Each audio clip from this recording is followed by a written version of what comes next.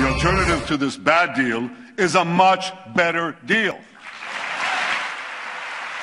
A better deal that won't give Iran an easy path to the bomb. A better deal that Israel and its neighbors may not like, but with which we could live, literally.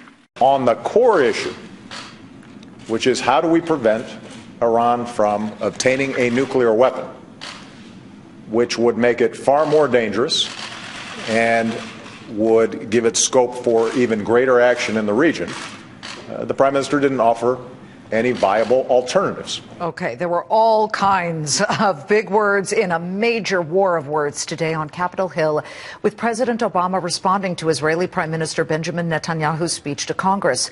How is the business community responding to all this? In fact, let's distill it even further. How is the Israeli business community that does business here in the U.S. feeling? Right now, we're joined by a company that does business not only in the U.S., but in Israel as well. Ami Daniel is Windward co-founder and CEO. They make ship tracking, satellite-based predictive analytics for maritime. I mean, that alone just blows us away. And we're happy that people like you do business here and employ Americans.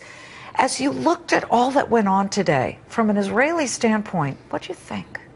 Wow, that's a good answer and a good question to start with. I think at the end of the day, it drills down to interest. We as a company need to create enough value for Americans to work with us compared to anybody else in the world, compared to American companies. And I think in today's global world, we always compete against everybody. The same as a startup from Silicon Valley that is competing against Singapore, against Hong Kong, against Europe. We need to be better than everybody else. That's our challenge. But, Ami, you know, Warren Buffett bought an Israeli company many years ago called Iskar. They make, metal that does drill bits. You know, it's a brilliant company. He says it's one of the smartest run companies he's ever purchased. And he said, this company has done amazing business surrounded by enemy nations. Imagine what they could do not being surrounded by countries that want to kill it.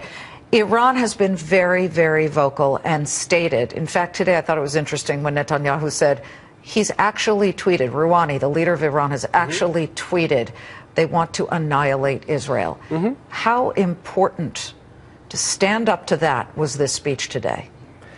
Well, I'm a humble business entrepreneur. I'm not sure I can tell you how important was that. I can tell you, I think, that throughout history, I think for 60 years, this has been coming again and again and again and again. So I had a good conversation in AIPAC talking about two parallel routes. Okay, let's back up here. You were at the AIPAC speech yesterday as well, where Correct. Benjamin Netanyahu spoke. Correct. Okay, so it was a little bit of an electrified atmosphere there too, right? It was. But we're at the business community, we try to look at it as two parallel routes. The diplomats, the prime minister will do whatever he needs to, and the government does whatever they need and whatever they see right together with the U.S. But we as the business community need to generate enough value, be innovative enough, be groundbreaking, and create big companies out of Israel, which we've been doing in the past 20 years, but we need to do much more. Okay, but every Israeli serves in the military. Correct. Men, women, everybody. I did as well. Were you in any conflicts? Yes, I was. Okay, so as you are a businessman, you're an Israeli first. Is it fair to say that? Definitely. Right. So looking at this, does that standing ovation, let's take it from a positive angle. Standing ovation, by the way, there were not just Republicans in that audience. There were Democrats there as well. We had one of them, Brendan Boyle, the representative from Pennsylvania. Standing ovation, did it make you feel, man, we belong together, America and Israel? We should be working together. I think yes, but you know what makes me feel much more that we belong together? Real business could be happening between real companies, real Israelis creating innovative technologies, partnering. I just came by from across the street from a 3,500 people company that we want to partner together with their technology and our technology and revolutionize more markets. So the government does their own business. We as entrepreneurs, we as innovators, we as people need to be working more together to build big, good, advanced economies. How American do you feel these days? I mean, you spent a lot of time here. Yeah. How did they feel about Iran? No, how American do you feel? Has any of it rubbed off on you? I think so. I think I picked up more than a few sentences. I think you, the Americans, have an amazing capability to build big stuff. I think we, as Israeli entrepreneurs, we don't see the glass ceiling in terms of product and technology we can get there, no problem. But in terms of building a big business, that's what we're here to implement and learn, and also pick the right talent from America to help us big.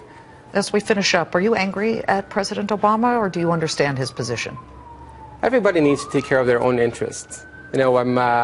So he takes care of his own interests, we take care of our own interests. At the end of the day, we're allies, we need to work together. I don't think I'm angry not at Netanyahu or Obama, but we need to be focusing on ourselves to how can every one of us contribute to better relationship between the countries. Ami Danielle. And your company is called Windward. Correct. Again, satellite-based predictive technology for maritime boat movements. I love it. It's great to have you. Thank you so much. Thank you very much, Liz. Please come again. I will. David, over to you. All right. I think our interests still align.